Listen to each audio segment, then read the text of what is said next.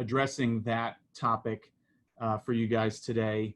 And so when I think of racism, right, and obviously racism has very much been top of many people's minds for the last several months, if not much longer, I'm thinking of, there's a lot of different ways you could think of it, right? You could think of individual level racism, but most of the work that I do is systemic racism. And what I'm talking about when I talk about systemic racism is when a system tends to protect or produce outcomes that are determined by race. So that could be any sort of system that does that, but it's where that the outcomes seem to be determined by racial classification. In education, so that's my definition of racism. Then I'm thinking about education, right? And so what the work that I do generally is thinking about what drew me to education is the idea that education could be something that would overcome a history of racism, that could overcome a history of outcomes that were determined by a racial classification or predicted by racial classification. I like to think, and I suspect that many people like to think of education as having the capacity to override those historic disparities. But I also recognize in my work that education has played a significant role in creating those very disparities. So education, I think, is in this sort of interesting space. It's not unique, but I do think it's interesting, and people don't often think of it this way. It has the potential to both create a system of systemic racism, but it also has the potential to undo or remedy a system of racism, right? So the question that I come to a lot of my work with is this particular policy, right? That's at the narrow level, or today I'll probably talk a little more broadly at the big picture level. Does our education system do more to perpetuate disparities, or does it do more to remedy disparities? And the reason I'm asking the question in that way is because I think that we like to think of the education system as sort of the ticket out of whatever circumstance that we are in. And certainly that is the case for many people, right? The education, where you go get your education, you can be anything you want to be, right? That's the kind of advice that we give to people all the time. And I believe strongly in that. I believe strongly in the power of education. But while that story is a terrific story that impacts many, many individuals, the story of our system tends to be a different kind of story, a story in which the education system is much more likely, or the question I'm asking is the education system more likely, in fact, to be producing the opposite of that, outcomes that are not dependent on how hard you work or how talented you are, but rather are determined by race. And thus, is it essentially a system of educational racism, right? So that's connecting back to the topic.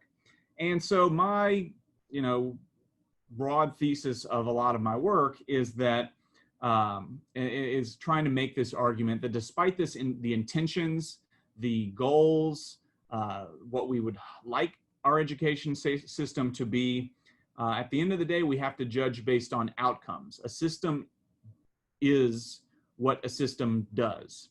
And our system does produce outcomes that suggest that American schooling does more to protect racial caste than it does to disrupt racial caste. And historically, that's exactly what it was intended to do. So if you go back to sort of the origins of American education, it was intended to create hierarchy, racial stratification, gender-based stratification. All sorts of hierarchy is built into the way that American education sort of was founded and has been developed. I think a lot of people romanticize education because for the last, let's say, 60 or 70 years, there have been repeated attempts to use education to do the opposite, right? So even though the history has been to create hierarchy, the efforts over the last 60, 70 years have largely been to use the system to do the opposite, to create more equality, more equity, more justice, I guess. And I think that the sad reality is that the record on this is that those efforts, which I think draw a lot of people into the education field, don't seem to be making a huge impact, okay? And so what I'd like to talk about a little bit today is why not?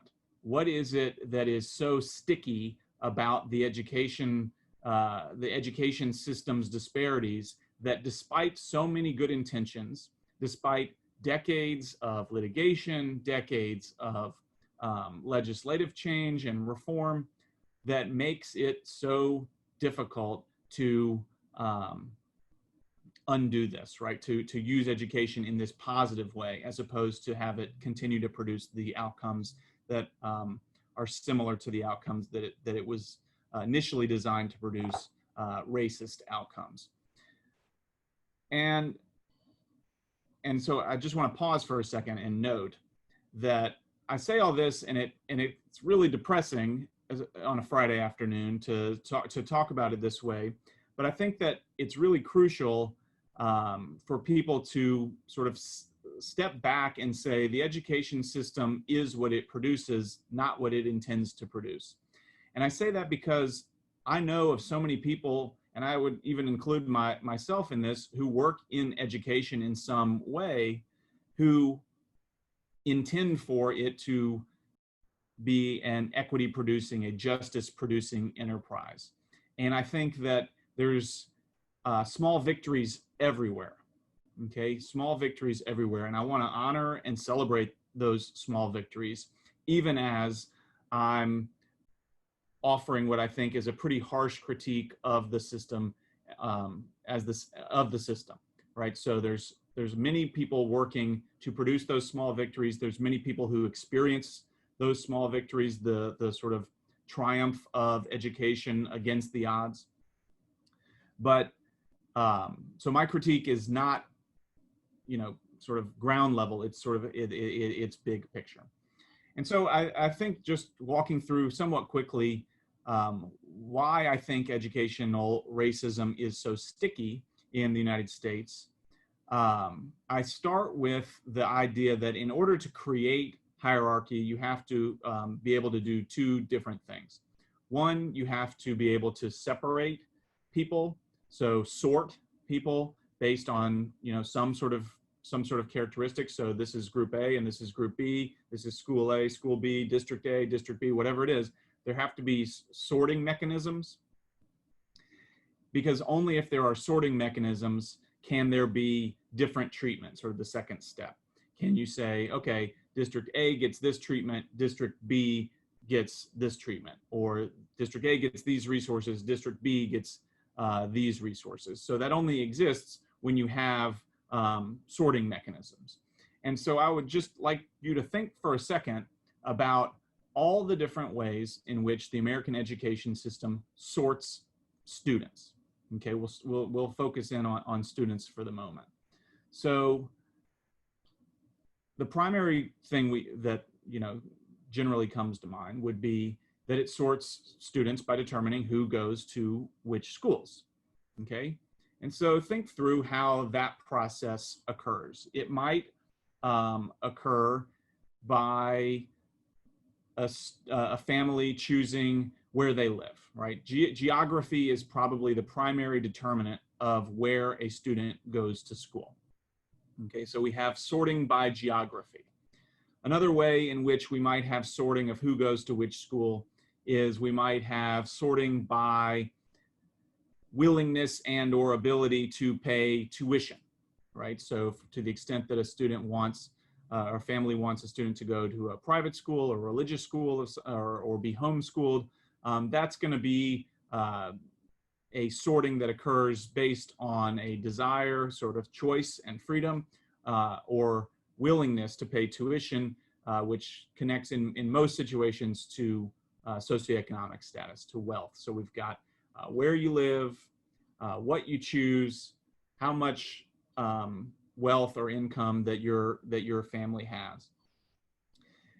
And those are all somewhat like innocuous, right? The idea that you should be able to choose where you live is very connected to American ideals of freedom. The idea that you should have the ability to choose whatever kind of school, also connected to freedom. We have the idea of different school districts being the smallest, the most localized political unit, which sort of is very much connected to our ideal of democracy, that you can actually have more of an impact on your family's education or your children's education if the school district is small and connected to a small geographic area. So those kinds of sortings, I don't want to say that they're inherently nefarious, but I just am pointing out the way in which sorting occurs. It also occurs within schools. And so this we would think of as tracking. So tracking can occur when students pick based on an interest in fine arts or STEM or foreign languages or whatever. So there's that kind of tracking. And then there's also ability tracking, which would be like in first grade, like the high reading group and the medium reading group and the low reading group.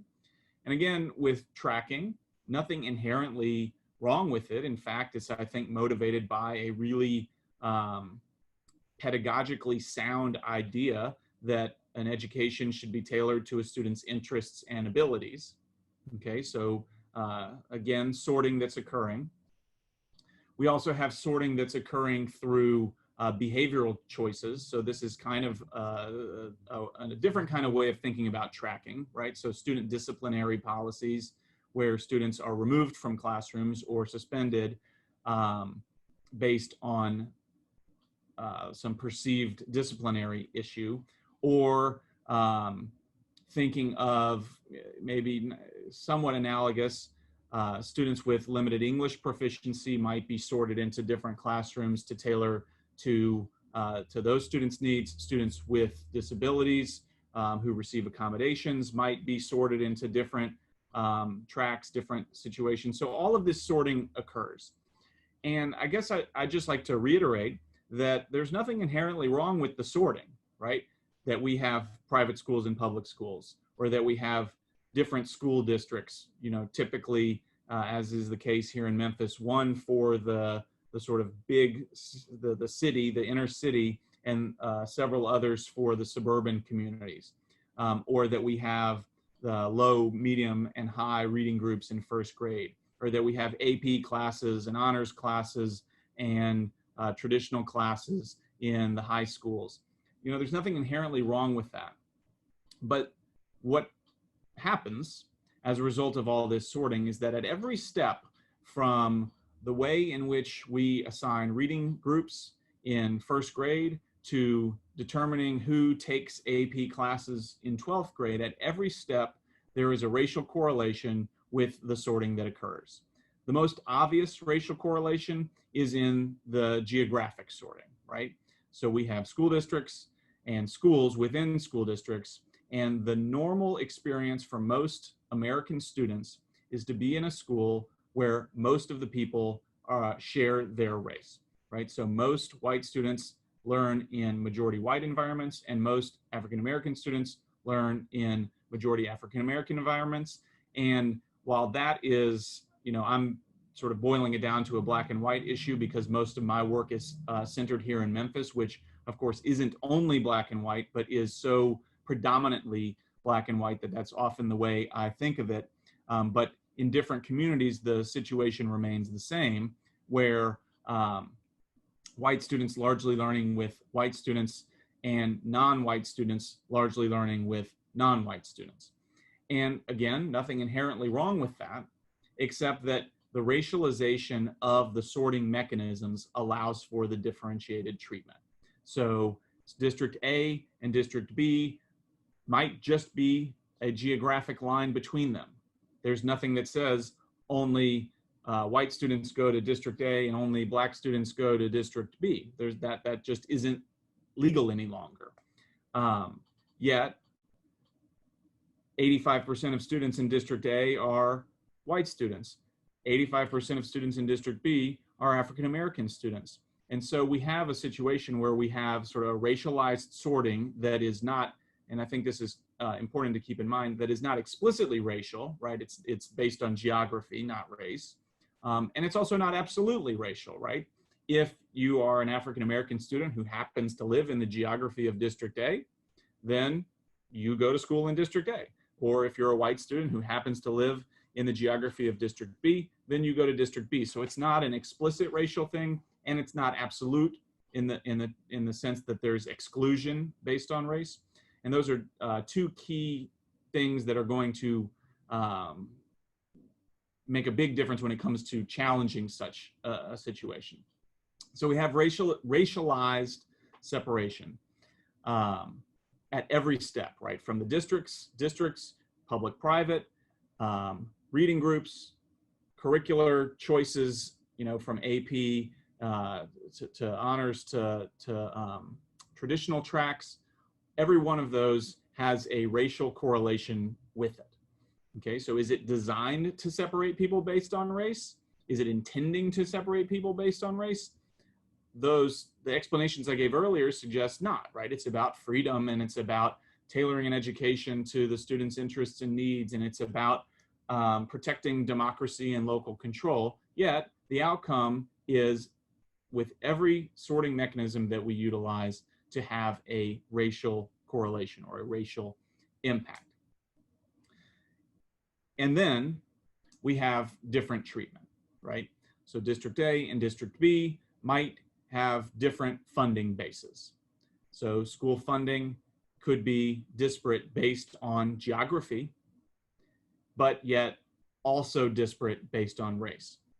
We have, and I like to think of resources as much more than just money, right? I think of reputation, parental support, teacher experience, all of those kinds of things can be distributed, and in fact tend to be distributed based on the racialized sorting that we do. But it's not just resources, it's also things like that are less tangible, things like expectations. So just using the first grade reading groups as an example, if you are placed in the low reading group, then the way in which the expectations of the teacher impact the curricular choices, the feedback you get, even the behavioral decisions that are made when it comes to, you know, some behavior that a first grader might do wrong. All of those are impacted by the fact that you have been tracked into the low reading group, okay? And so resources shows up in disparate treatment, expectations show up in disparate treatment. So the sorting happens, and then we have disparate treatment.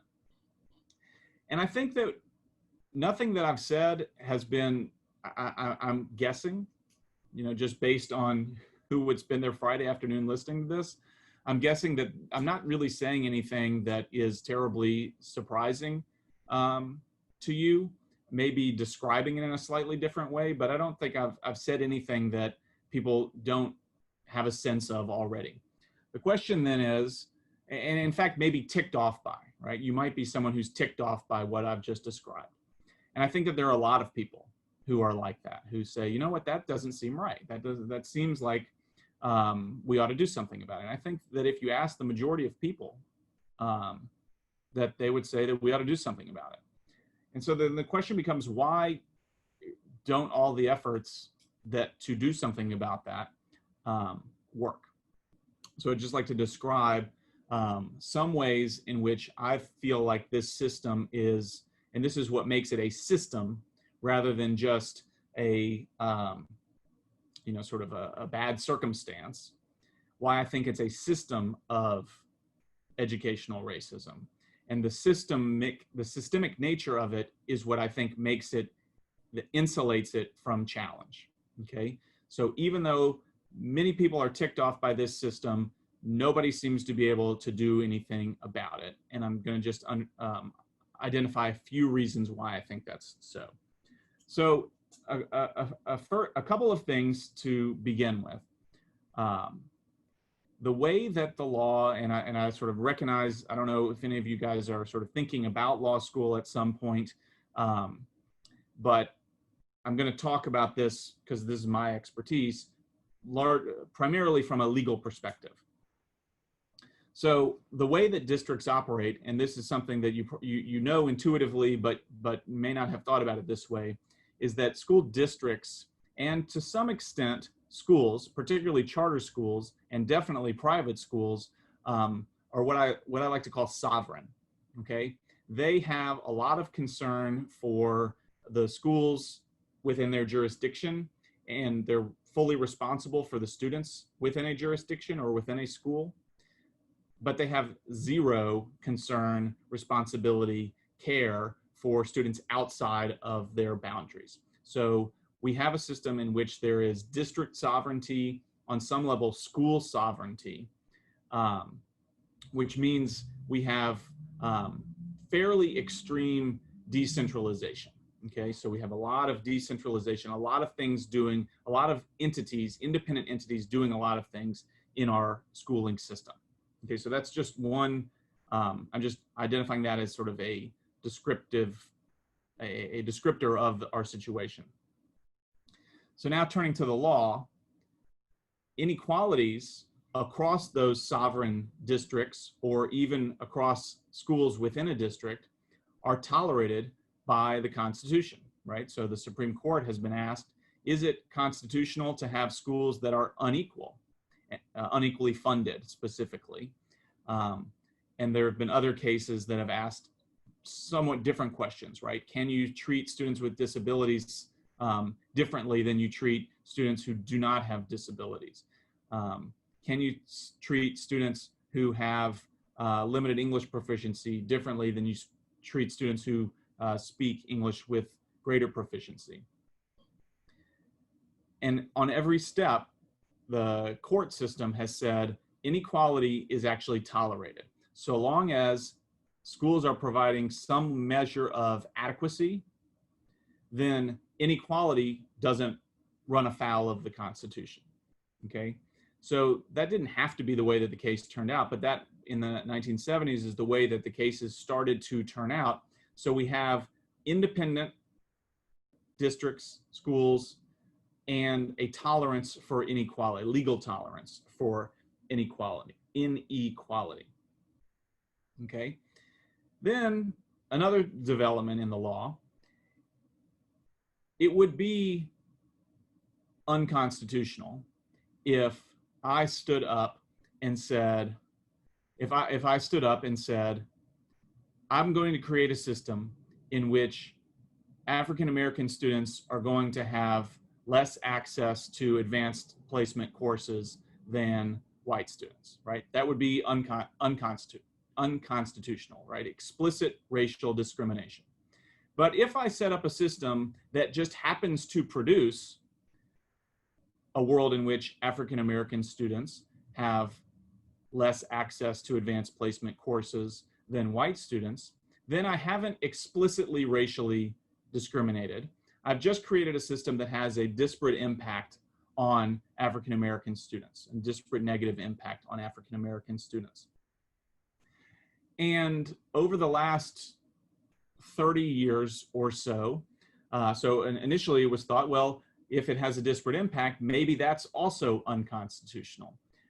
But over the last 30 years or so, where the law has been developing has been that if there is no intent to discriminate, if there is no explicit racial nature to the sorting, then the ability to prove that something is illegal is significantly diminished, right? So it's almost impossible to win, especially a constitutional case on a federal level, to win a lawsuit that says this policy is unconstitutional because it has a disparate impact on African American students, okay?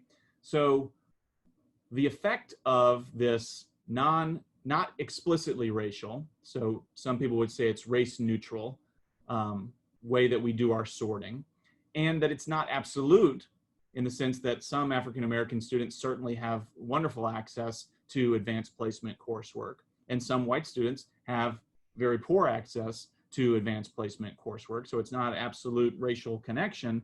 Those two effects have almost completely broken the circuit between the creation of the system and the ability to challenge it as a matter of law. I'm focusing so far on litigation as a strategy for challenging, but I would also note that you could certainly challenge this through changes in policy, right? So legislation, whether that's state level legislation, local school district policy, even local school policy, all of that could be done as well. And if in fact, my hypothesis that most Americans would like to see this system be less about creating hierarchy, then you would think that there would be political support for educational reform. And I think that there is a lot of political support for educational reform. The problem is all of that education reform takes place within this legal system, right? With our schools, our school districts, our tracking policies, all of the sorting that we have, okay?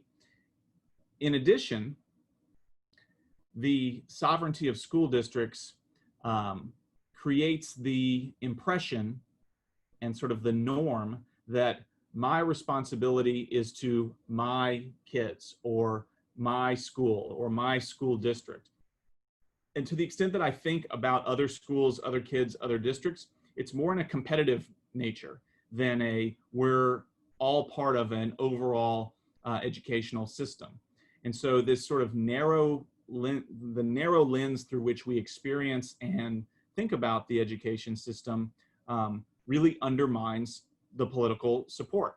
Because if you are one who believes that an education reform is going to have a negative impact on your world, even if it might have a positive impact on, a broader educational community, whether it's a metropolitan area or something like that, or a state, then your political appetite for significant reform that cuts into your, what you like about the education system, your political appetite is going to be significantly diminished.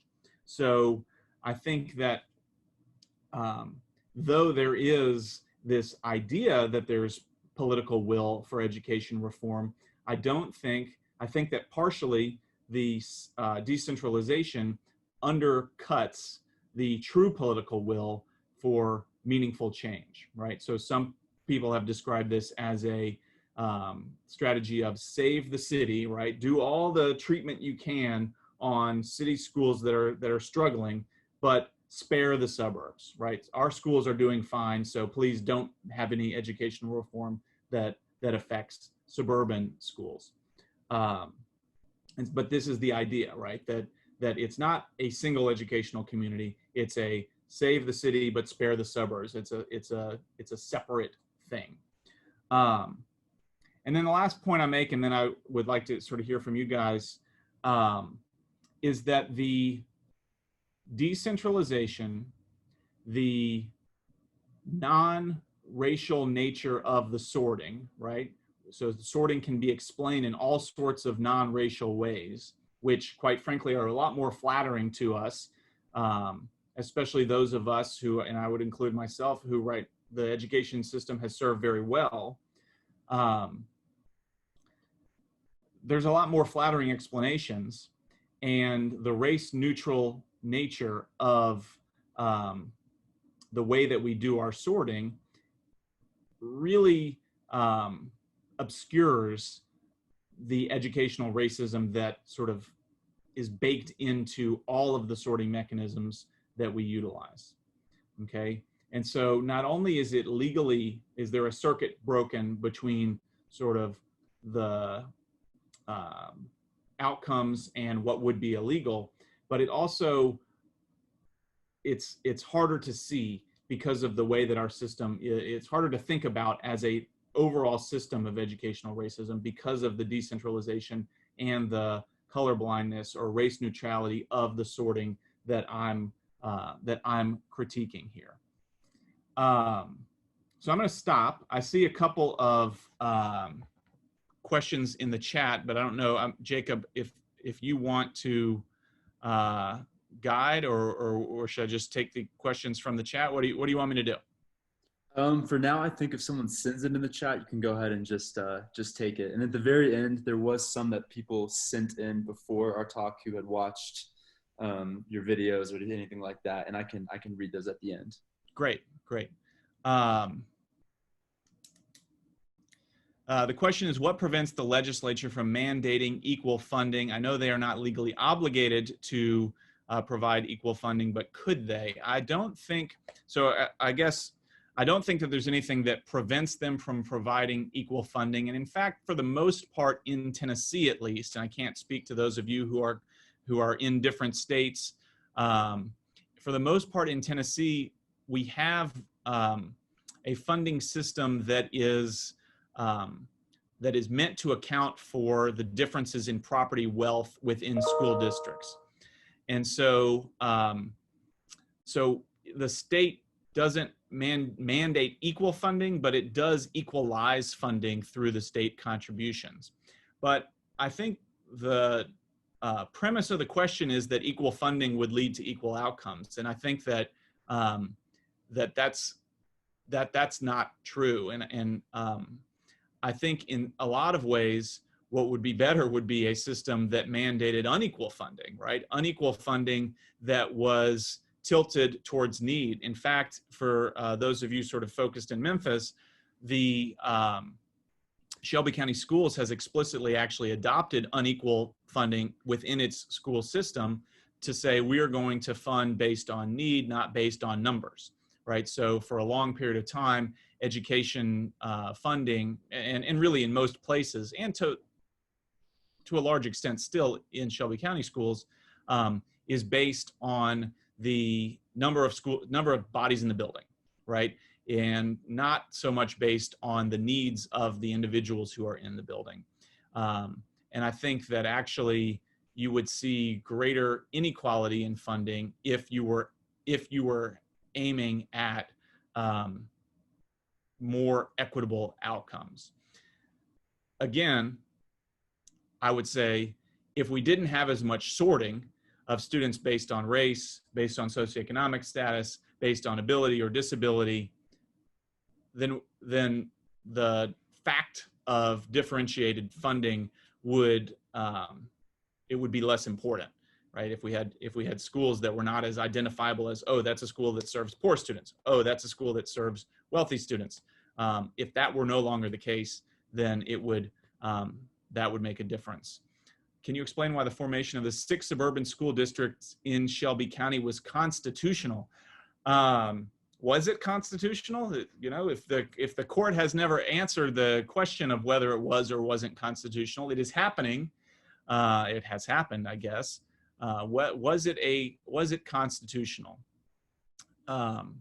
It's a question. So for those of you who are not familiar, in 2010, there were 2 school districts in Shelby County, Memphis City Schools and the suburban Shelby County Schools that serve the 6 municipalities. Memphis City Schools surrendered its charter, dissolved, and for 1 year, there was a single countywide school district. But during that year, the 6 suburban municipalities were working through the process of changing state law and creating new school districts. So now there are 7 school districts here in Shelby County, 1 for Memphis and some other small parts, unincorporated parts of our county, and then 1 in each of the 6 suburban municipalities. And so the question is, how is that constitutional?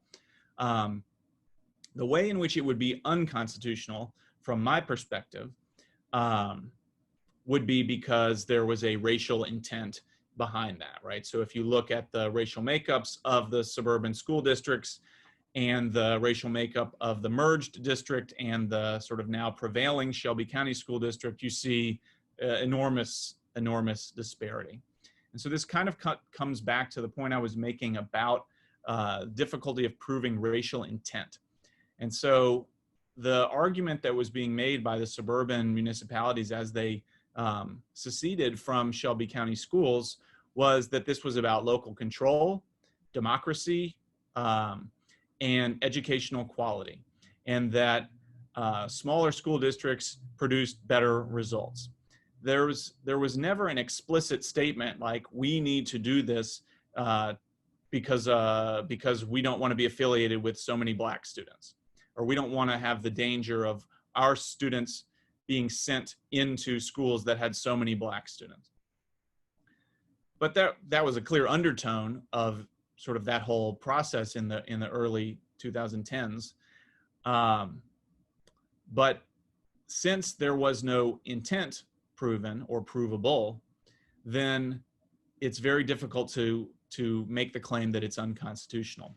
I would note that a similar situation unfolded in the Birmingham metropolitan area about 5 years ago, and the district court that heard the case went into like the Facebook groups of supporters of the breakaway district and found all sorts of racist talk and, just sort of openly, some openly racist, but a lot of very, very thinly coded racist language. And they actually found that the motivation to create the new school district was racially based or racially motivated, and therefore they struck that down. So it is possible. I wonder sometimes, and I'm curious, whether that would be good or bad for our community to have a lawsuit in which the primary question was, are the suburbs racist? It might be interesting from a sort of truth-telling standpoint, but I'm not sure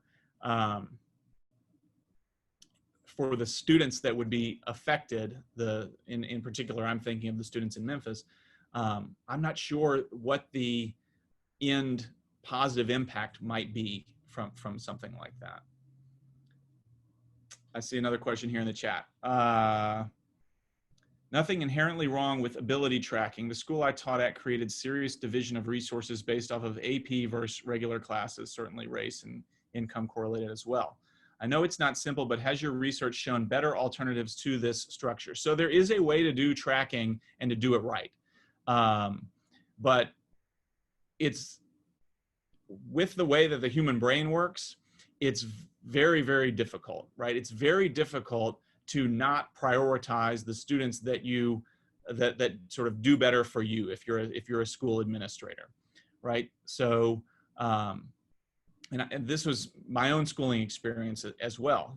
I went to schools that in Memphis are called optional schools, and that means that and here it's like a magnet school, but it's a magnet school within a school. So we had two separate tracks, sort of explicit tracks, and it was very much racially and income correlated as well. But I have no doubt that, and so I was in the optional track. I felt like I was a very high priority for my school, for my principal, for my teachers. I have no doubt that students that were in the traditional track recognized that, saw that the priority was given to optional students. And what is the sort of psychological impact on the student with that? What is the psychological impact on the teachers, and their expectations when let's say they teach both optional and non-optional classes? So it's just so difficult to do tracking in a way that doesn't screw it up. But some things that are really important. One, a extraordinarily well-validated initial sorting. So there are all sorts of good reasons to separate low, medium, and high readers in first grade, right? You just need to treat, especially at that age, you just need to be able to treat students differently, right? Differentiated learning is not bad. But you have to really actually know whether a student ought to be in the low, medium, or high reading group. So it has to be a really sort of multiple measured, not just based on one test, validated sorting that occurs. So one is that the initial sorting has to be as objective as possible. And so that means you probably need multiple teachers doing that kind of sorting. You probably need diverse teachers doing that sorting because of the expectations that go along with same race versus different race teacher-student interactions and the way that the student might perform in different environments. The second thing you need is fluidity across the tracks. So if a student, let's say we're in a optional traditional type setting like I'm in, if a student excels at math but isn't excelling at reading, then there should be the opportunity for them to not just be stuck in an entire track of middle or low if they excel in a certain subject area. So fluidity across the tracks, and to the extent possible, I don't know how to frame this,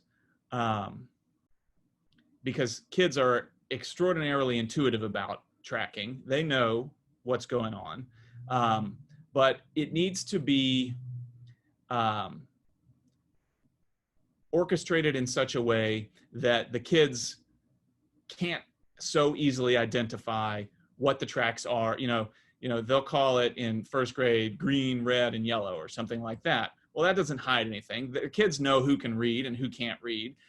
So you have to mess with it. And so that goes with the fluidity as well. Like if the tracks are different in different subjects, then it's not so easy to say, oh, that's John, and he's always in the low track, because maybe John is in a bunch of different tracks. So you make it less stringent, but it's that I think is one of the great tensions in education. How do you balance the need for differentiated teaching, which I embrace as a teacher, right? Like as someone who's teaching a class sometimes as much as 75 or 80 people, with the reality that most differentiated treatment results in racialized outcomes or biased outcomes.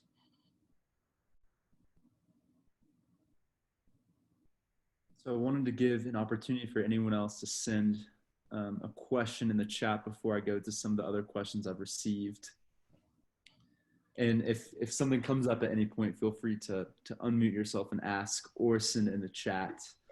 But I'll go ahead and move forward to one more I received while you were lecturing. How does the presence of a predominantly white institution, such as Rhodes in Memphis, affect sorting or other issues of educational inequity? The presence of a predominantly white institution affects sorting. I don't know. Whoever asked it can. I don't want you, Jacob, to have to expand on exactly what the sort of call of the question is. Could you repeat it, and I'll see if I can catch the call better. Okay. How does the presence of a predominantly white institution, such as Rhodes in Memphis, affect sorting or other issues of educational inequity? Well, so I'm not positive this is exactly what the person is asking, but I'll try to respond. So if you look at the sort of a couple of things about Rhodes, and I live close to Rhodes, so I'm very familiar with the sort of place and space where Rhodes sits. I don't know that it connects to the educational sorting, but I do think that the presence of Rhodes within its neighborhood and within our broader city, maybe even more importantly, it sends a signal of who is, I don't know, this is maybe not the right word, worthy of attendance at a place that is so, beautiful and intellectually challenging. I think Rhodes has made a pretty significant effort to connect and to be less exclusionary. Within its space, I think that's part of what makes Rhodes. I'm not being paid by the admissions people, and I guess all of you are Rhodes people anyway. But I do think that there is a uniqueness to Rhodes as a small liberal arts college in a city that forces it to have that sort of mission to break down those fences. But it can't help but send a signal. There is, of course, Lemoyne-Owen also in our city that does not get the same prestige value for all sorts of reasons as Rhodes does, whether it's from a faculty standpoint, a student standpoint, the value of the degree, etc. And so, what is that? I guess that's sort of a put it back on y'all. What does that say about our community and the way that we the signals that we send, I think, more than anything else, about quality of education. When I was thinking about educational racism, another way in which one might define it, specifically in the education standpoint, is a perception of a connection between quality of a school and the racial makeup of a school. And I think that that's something that very much permeates the way that Americans think about schooling. And I think that that is not just at the K-12 where I do most of my work, but certainly in higher ed and into graduate school as well. Why is it that we think about the quality of a school and connect it so much to the racial makeup of the school? I mean, just do a little exercise for yourself. When I say to you, public schools are failing, right? So, I don't believe that, just FYI, but I know it's something that people say. Public schools are failing. When you hear that sentence, are you thinking about a suburban public school that's predominantly white students? I'm just giving everybody a chance to be nodding their head. No, that's not what I'm thinking in my mind, right? The thing that comes to mind is a school that has that is sort of a city school. But those are public schools. That is a city school that is predominantly African American, if you're in the Memphis context.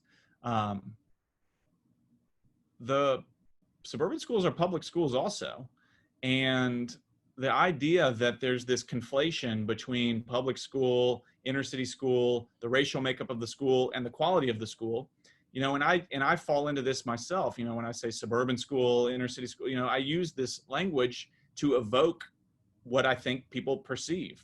But clearly, what people perceive is race-based, right?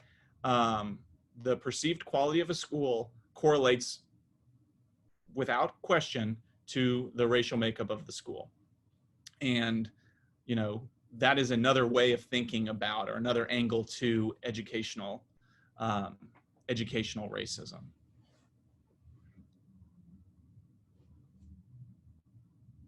Okay, I received another individual message. How does educational inequity lead to greater issues in Memphis? And out of all those issues, what do you consider to be the foremost issue you believe that educational inequity creates? So I think lack of trust. And I think that works. That's a broad answer that could work in a lot of different ways, but let me identify a couple of ways in which educational inequity leads to lack of trust. First, if you are the average Memphis resident, right? I don't have these numbers in front of me, but I do this talk for some of our students who work in clinics. And it's about students, because our students are going to be serving the average Memphis resident, right? So they're obviously all serving individual clients, but the clients are statistically most likely to be African American, most likely to be with an income less than $50,000, most likely related to or having had the personal experience of the criminal justice system,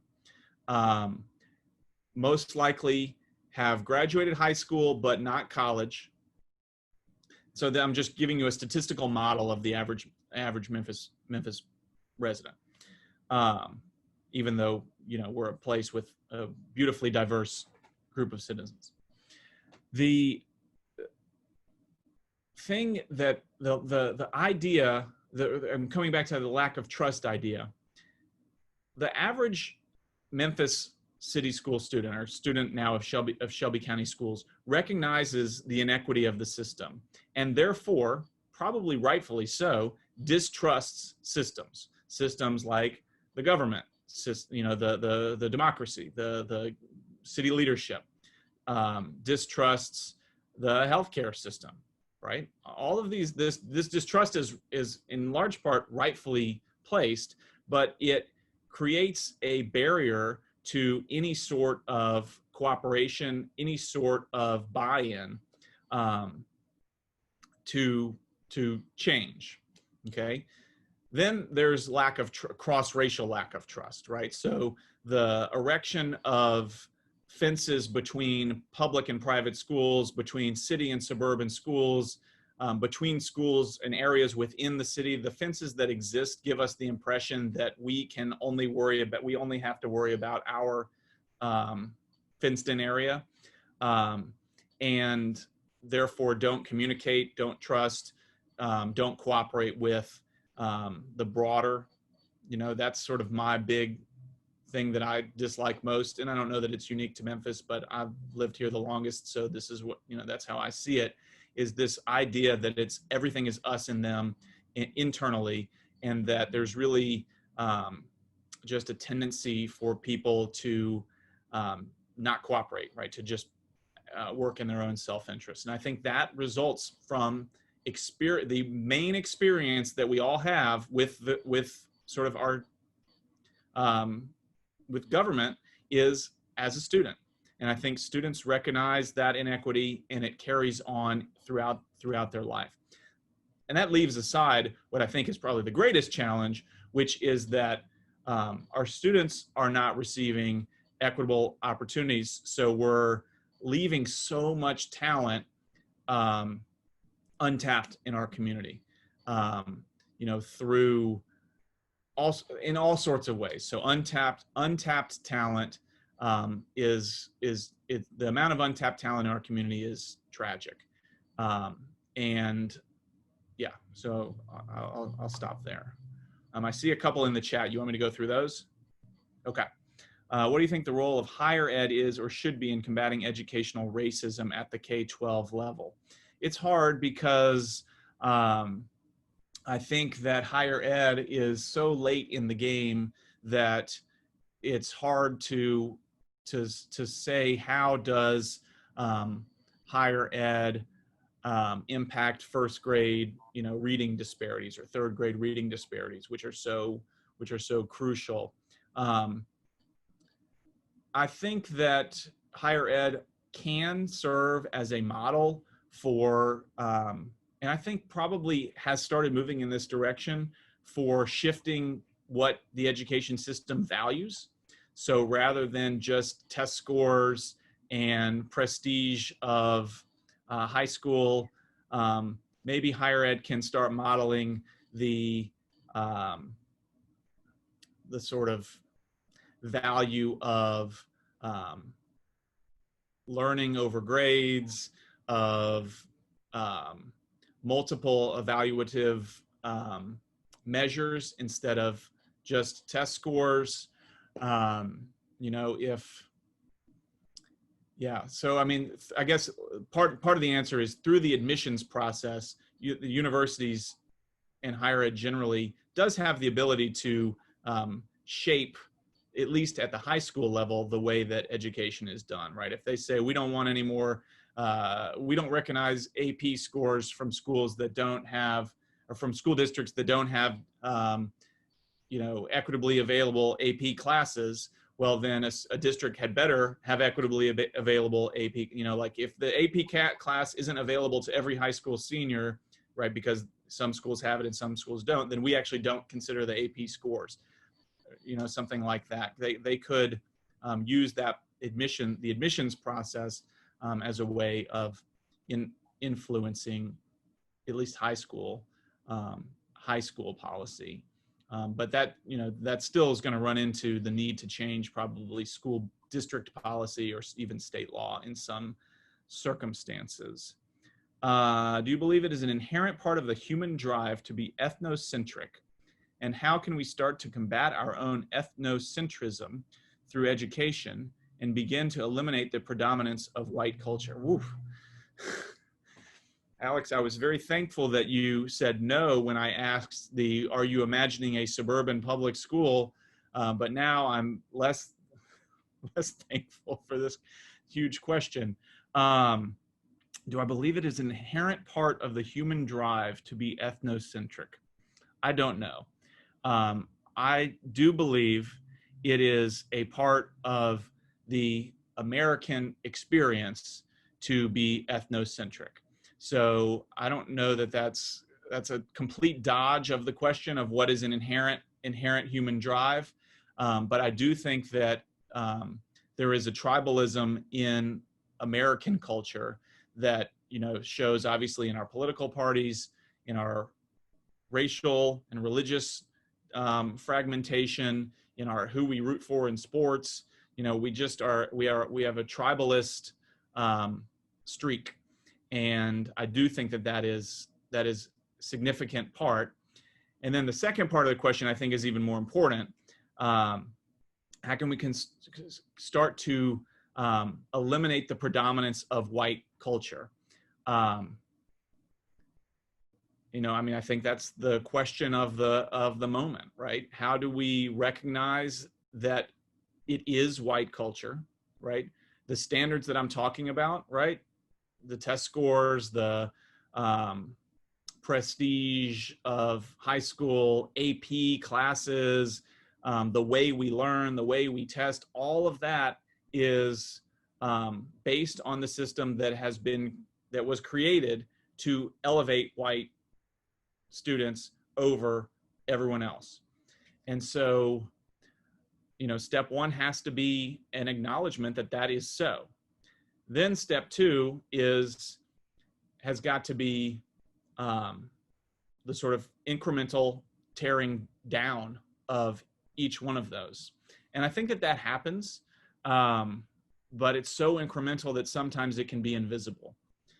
So I think if you looked at the experience, let's say at Rhodes in 2020 versus in 2000, and certainly versus 1980, that you would see a very different, a very much less predominantly white culture, which, I know enough about Rhodes to say it's less, even if it's at a very high level, right? Less predominantly white culture, even if today in 2020, it's still at a very, very high level. I wish that I had a simpler answer to that. I think acknowledgement that it is a predominance of white culture and that it is not merit is an important first step. Because I think that we have this belief that there's such thing as objective merit, and that's just, quite frankly, garbage in American society. Merit is so much influenced by factors that are beyond merit, that, alleged merit is influenced by factors that are beyond merit. So sorry, that was my question. And I'd comment real quickly. I was kind of trying to get towards I see an inherent drive of humans just to be competitive with one another. And that because white culture is so dominant, we've set up metrics, we can always say stats don't lie.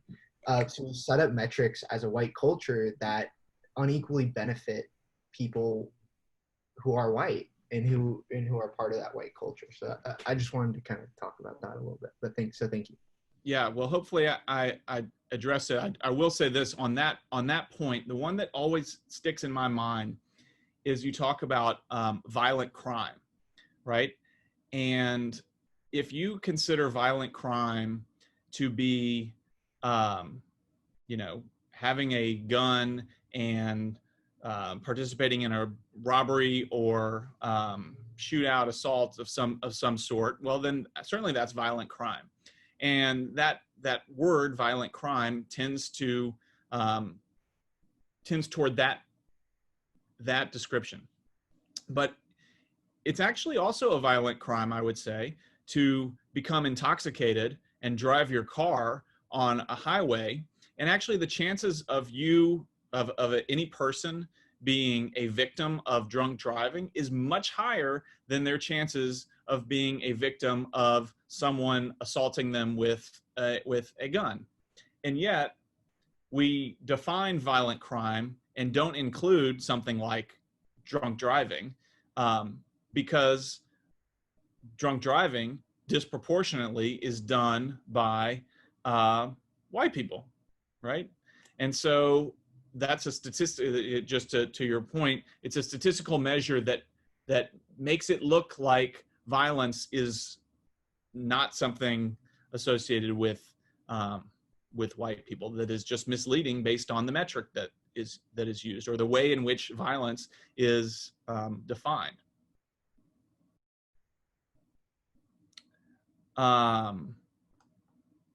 Okay, I got one question I haven't looked at in the chat. Do you think the fact that most classes in SCS are taught in AAVE disadvantages students in the long run? What is AAVE? African American Vernacular English.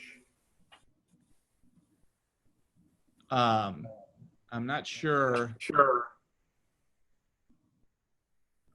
Do I think it disadvantages students in the long run? I guess I'm not sure what you mean by most classes in SCS are taught in AAVE.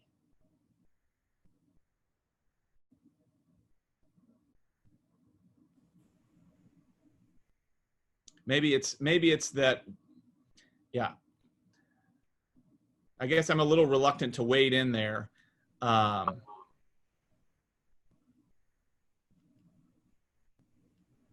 Charles, you can go ahead. Any thoughts? Well, what I've noticed in my experience is very limited, not having kids in school, is that in a lot of the Shelby County schools, the teachers come from a background where they speak AAVE, African American Vernacular English, and so the students, because they're largely African Americans who grow up in a neighborhood where that kind of, I don't want to use the word dialect, but pronunciation, sentence structure is the norm, except on television, I guess, don't get much exposure to people speaking what I've heard referred to as standard English, which is what we're doing here. Yeah. So I don't know that this is not a direct response, but I think that I have, I don't know that, so here's how I'm going to answer it. I think that clearly when an individual who is used to and primarily spends time in a predominantly African American environment is enrolled in the University of Memphis Law School, Rhodes College, you name your predominantly white environment. When that happens, there is the requirement for code switching. Okay, so I don't think I'm breaking any new ground by saying that it's a requirement to code switch. But the thing that I would note, and this kind of goes to that word, Charlie, disadvantaged, there is undoubtedly, and it has, and it's found, right, a psychological tax that occurs based on having to code switch. Okay, so just as there's a psychological tax, sometimes called stereotype threat, of being the only something in a room, like the only woman in a math class, the only African American in a law school class. There's this stereotype threat that exists and has a psychological drag on the ability of a student to perform. And so I suppose that this connects to the statement I made a little earlier, which is that merit can't really be judged effectively, right? Particularly, and this maybe connects to Alex's point, where the standards are not AAVE, or the metrics are based in a predominantly white way of measurement. And so, so long as that is the case, the problem isn't that students grow up, speaking and around who they speak to and are around. The problem is that the metrics and measures do not take account for that. The metrics and measures are biased. I fully agree with you, but I think the point I was getting at is that they may not have enough standard English to even be able to code switch. I mean, everyone, to some extent, has to code switch at certain times. Yeah. But I was more asking about whether they have sufficient interaction with people speaking standard English, that they have that facility. I don't know that I'm qualified to say one way or the other. I will say that the students that I've encountered in various places,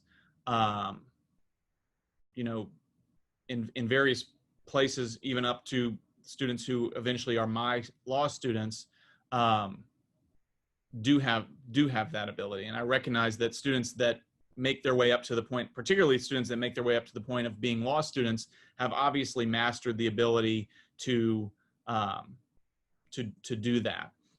Whether most students, I don't know that I have a definitive answer, but my sense is that most students can code switch effectively. Should they have to? That's a totally different question. So as we get close to the end of our time, I will ask one more question that was submitted. What are some positive steps that you have seen Shelby County schools take in the last 10 years? I think that the equity-based funding is the first thing that comes to my mind. That has sort of been a forward-thinking way of distributing resources to where they are going to be most effectively utilized. I think that the school district has, I think that they've identified some key moments in the sort of trajectory of a K-12 experience, whether it's third grade reading, and they have focused attention on that. I think suing the state for better funding was a good move. There was a trial date for that set, but it's not going to be for a while. So it's hard to say whether that'll actually have any particular impact. And I kind of have mixed feelings about this, but I think that the school system, after really decades of not providing, I don't know what the right way to frame this is. I think that they have worked hard to provide options that will draw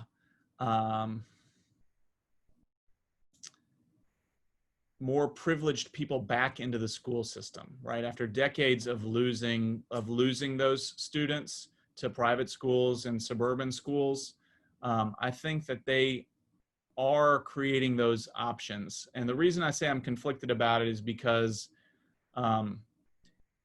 why weren't they doing that, providing these higher quality options before there were more privileged students, more white students, quite frankly? I'm thinking of the schools, you know, in Midtown and downtown in particular, that are emerging as like real options for students of privilege in ways that they weren't, you know, even 5 or 10 years ago. I think that creates, even if it's wrong, right, that they should have been doing it all along, it creates a more powerful political base for the school district to advocate for its broader mission. So it's kind of I think it's a net positive, but I think there's a little bit of ickiness I feel about it. You know, just like, yeah, I'll just stop with ickiness. Ickiness is a good word to end on. Well, thank you so much for your time, Professor Kiel. Thank you all for attending today. We will continue to put out the schedules for future webinars. And I hope you all have excellent weekends. Yes. Have a great weekend. Thank you, guys.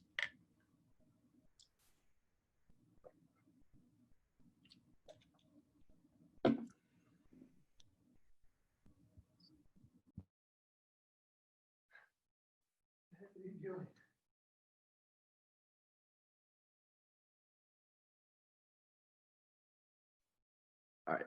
Hey, sorry, I just wanted to really quickly,